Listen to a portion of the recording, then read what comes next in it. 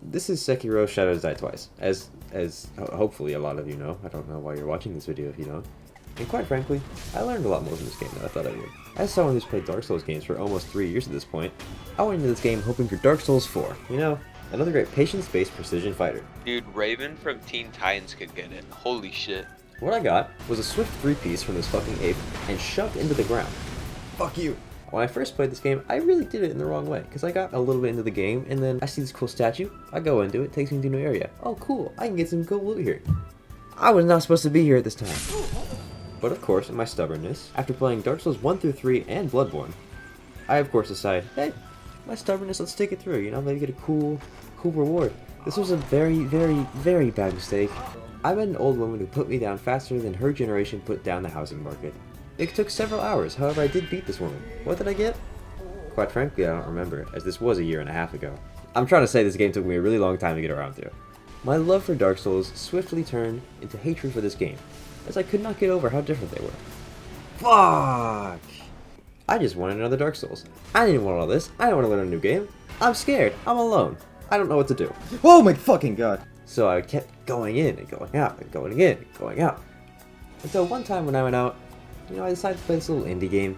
You know, it's a really small, unknown developer called God of War Ragnarok. I don't know if you've ever heard of it. But I very quickly became addicted to the parrying of this game. It was so satisfying.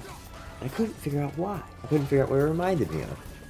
And then I remember what it reminded me of. Oh boy, I'm back at it.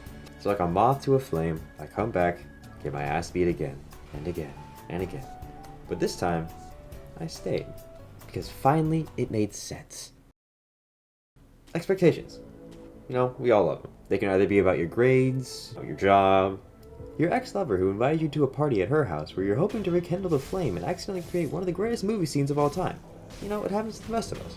We all make expectations that are sometimes realistic, but all that matters is that you don't force them onto things. You shouldn't force something into something it isn't, is what I'm trying to say.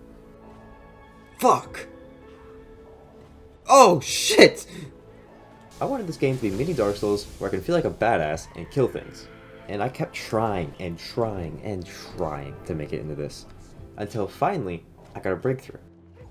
The first being Genichiro 1. Genichiro taught me a lot about this game. It really hammered through my head that this game, it is not like Dark Souls. This game is like fighting Melania as every boss. Because you cannot give them a moment to breathe.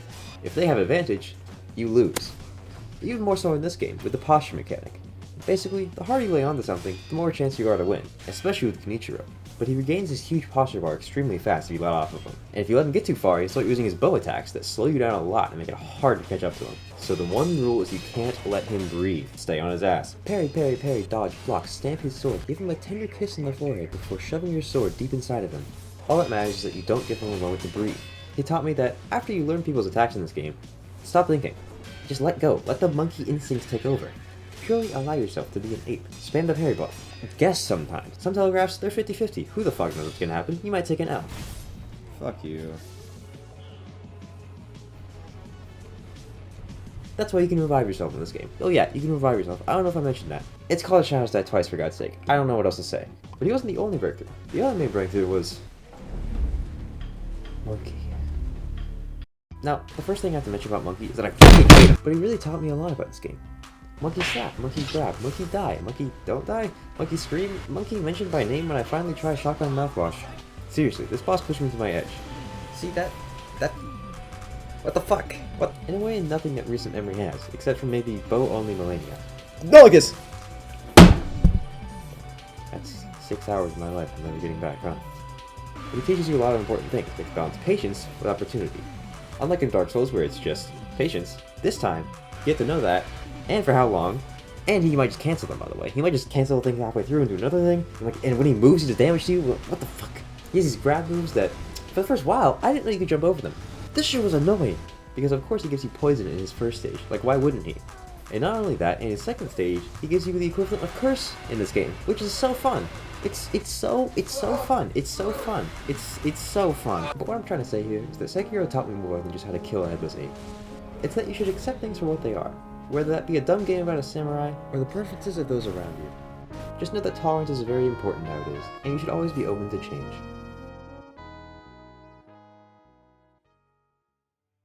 Except for that fucking monkey, though. Why the fuck is he in this game?